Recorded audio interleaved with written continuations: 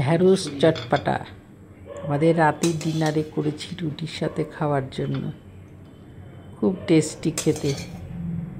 দেখতে থাকুন কীভাবে করছি। ঢ্যাঁড়সগুলো প্রথমে ধুয়ে শুকনো কাপড়ে মুছে গোটা গোটায় কেটে নিয়েছি। এদিকে পাঁচফোড়ন, ধনে, সর্ষে, মৌরি শুকনো খোলায় ভেজে নিয়ে তা গুঁড়ো করে নিচ্ছি।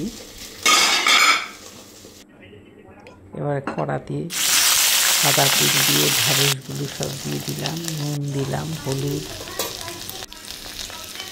লঙ্কার গুঁড়ো, ভিনিগার, টমেটো সস দিয়ে এবার এটা ভালো করে নেড়ে চেড়ে নিই। এবারে থেকে ভাজা মশলাটা দিলাম।